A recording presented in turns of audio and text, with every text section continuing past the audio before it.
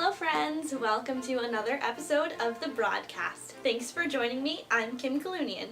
Alright, let's get right down to business. We'll start with my video choice. If you missed it earlier this week, you have a chance to watch it on YouTube. Felix Baumgartner from Australia, a professional skydiver, jumped from 23 miles above the Earth this week. 23 miles? I wouldn't even drive that far. It was all part of the Red Bull space jump.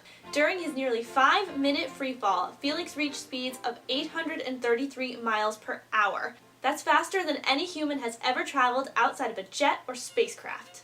Now, some people think that it was just a huge publicity stunt by Red Bull, and according to some reports, it could generate $1.6 million in advertising for the company.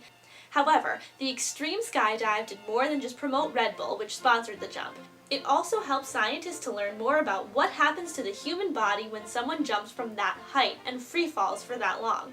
In a time when our space program seems to be at a standstill, just think of this as another giant leap for mankind. Oh, and for the record, the last jump that was performed like this, the record that Felix broke by jumping earlier this week, was done in 1960. 2. Politics. Last night, Democratic incumbent Congressman David Cicilline squared off against his GOP challenger Brendan Doherty in the 1st Congressional District debate on WPRI.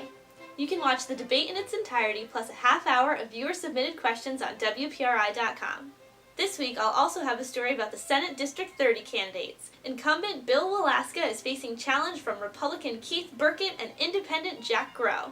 The three candidates have a lot to say, and their opinions do differ. Check out my story in this week's Warwick Beacon, or at the link below.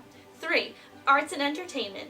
On Friday night, I checked out the Community Players production of Legally Blonde the musical. Oh my god, you guys! Everyone was perfectly cast for their roles, and the vocal talent was amazing. If you're not much of a musical person, there's an awesome play playing right now in Providence at the Wilbury Group.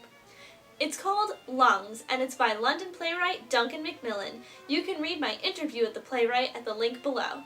I went to go see the play on Monday night, and I was blown away. I laughed hysterically, and I bawled my eyes out.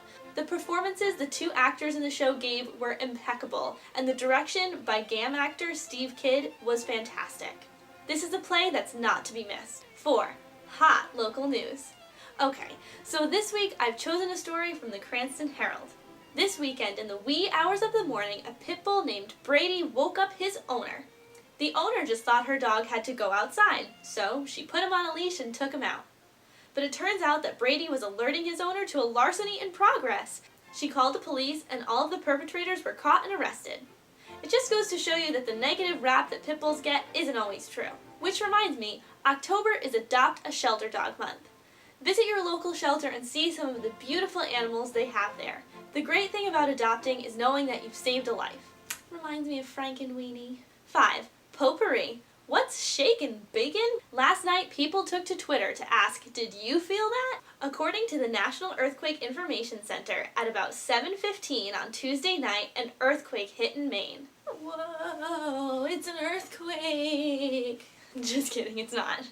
Though it was only a 4.0 earthquake, the tremors were felt all the way down to Rhode Island. According to my Twitter feed, people felt it from East Greenwich to East Providence. Oh, aftershock! And now for my recommendation. Have you checked out the Jackolantern Spectacular at Roger Williams Park and Zoo this year? The theme this year is arts and entertainment, and a lot of the Jack-o'-lanterns depict movies, musicians, and celebrities. I suggest getting in line early, as the wait can be as long as 2 hours. 2 hours? Not looking to wait in a line that long? Don't worry, there's another great alternative.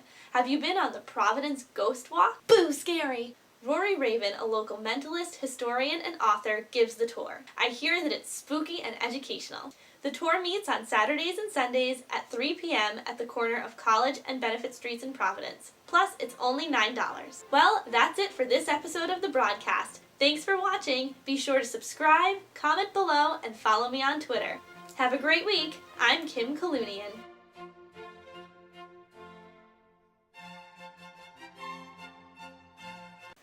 And boom goes the dynamite.